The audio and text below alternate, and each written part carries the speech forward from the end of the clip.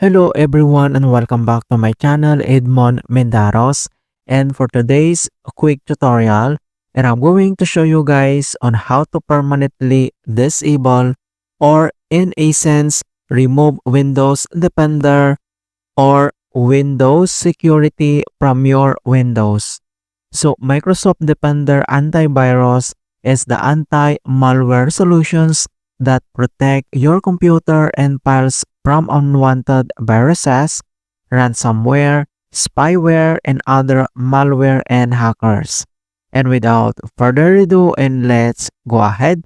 So the first method we will do is to disable Microsoft Defender Antivirus by Local Group Policy Editor.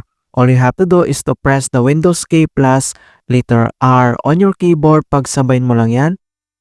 And once na-open mo na tong run, so dito lang sa box ay kailangan lang natin i-enter yung command keyword na gpedit.msc. So just type this command keyword gpedit.msc. So that is one word and itap mo lang dito yung OK. And once na-open mo na itong Local Group Policy Editor, ang next step ay dito lang sa Local Computer Policy. Under dito sa Computer Configurations ay kailangan mo lang i-select dito yung Administrative Templates. So i-click mo lang yung arrow na yan para mag-expand.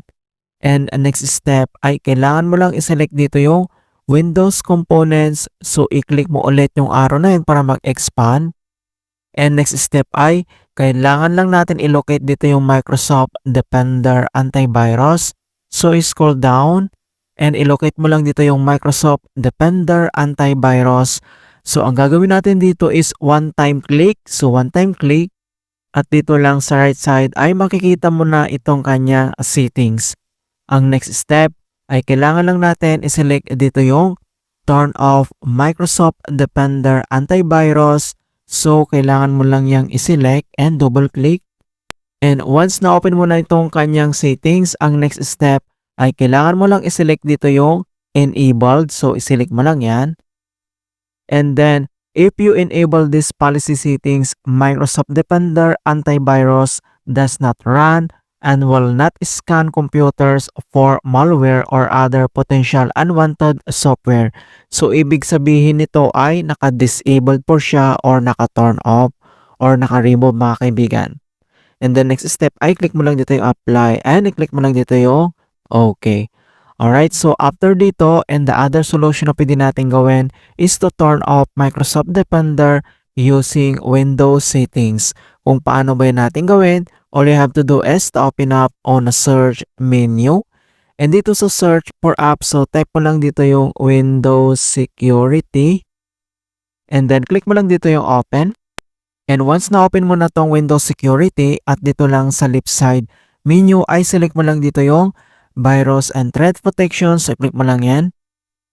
And next step, so dito lang sa right side, ay kailangan mo lang i-select dito yung Virus and Threat Protection Settings.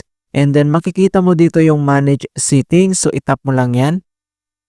And the next step ay, kailangan mo lang i-turn off dito yung Real-Time Protections. So, turn off mo siya.